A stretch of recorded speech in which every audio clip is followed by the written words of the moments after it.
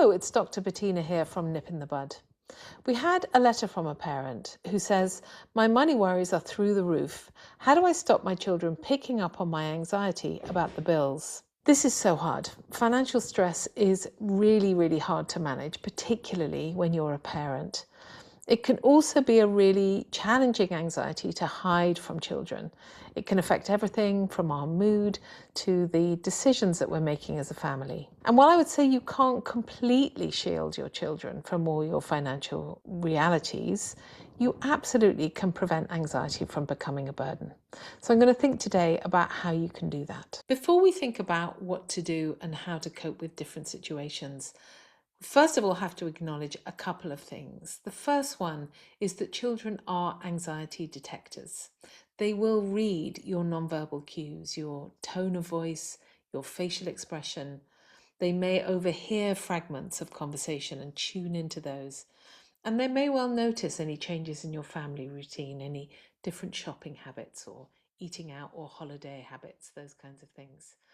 Now, this is just because of how our brains are wired. Children's brains and adults' brains are tuned into focusing on the dangers, if you like, first. It's a kind of safety first brain that we have. But rather than feel guilty about all of this, guilt never has a place in our role as a parent. It's better just to acknowledge what's going on. Children do far better with honesty and with openness, and we'll talk about how to do that. But the other thing I wanted to just say is it's very important to try and manage your own anxiety away from your children. Now, I know this is often a big ask, but if you can get yourself a support network, designate time for financial planning that is away from your children. It will allow you to be more mindfully present when you're with them. That's going to be extremely helpful for them and for you going forward. I know it's a big ask. So I'm going to give you 5 ideas that you can think about. Number 1, tell them a little about what is happening. What you say will be age dependent. What you tell a toddler will be very different to what you tell a teenager.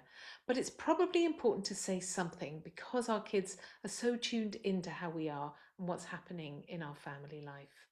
So, for example, if you have changed the habit of eating out, maybe you used to eat out on a Friday night and you're not doing that anymore, to a toddler, you might just say something simply like, "We're eating at home more and we have everything we need here."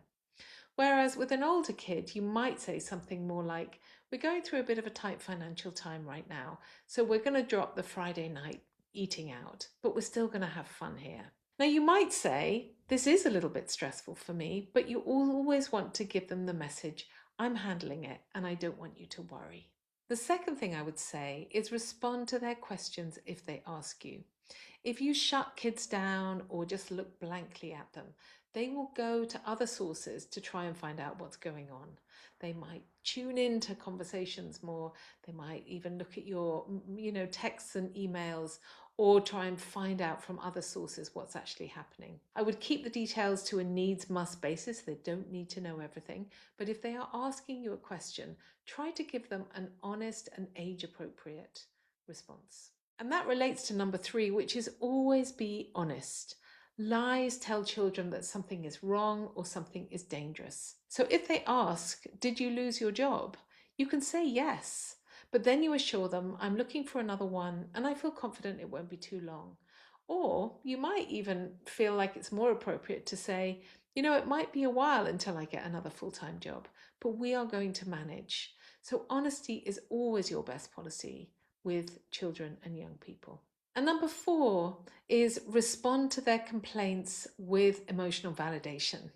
Now, some kids may be sad about losing things. "Well, I want to go out on a Friday night. I like going out to eat." Or, "Why is everybody else having a holiday and I'm not?" Try not to come down hard on them for this. They don't have a wider context. They don't understand maybe that they were privileged to be able to do it in the first place, or there are other children on the other side of the world who have nothing. Validating their experience is incredibly connecting for our relationships with children. So I would just offer some validation and say, "I know it's hard. I know you used to enjoy it," and know that that's enough. And finally, the 5th idea is that the message of "I've got this" matters more than you know to children. Even if you're having to fake it to make it a little bit, your calm, connected presence with them goes a huge way in helping kids to feel calm and safe. Now, if they are showing signs of anxiety, don't panic. Agree to a regular check-in time. You can problem solve with their big worries and try to keep routines consistent. Actually, the message that you give your children, that they are safe and they are loved no matter what, is the most important thing that we can tell our children at any age. So really good luck with this very difficult situation. I hope it will pass, and know that your relationship with your child is actually the most important thing for them in terms of their psychological well-being and development. Please do let us know if you have any more questions here at Nip in the Bud, and we will certainly try to help.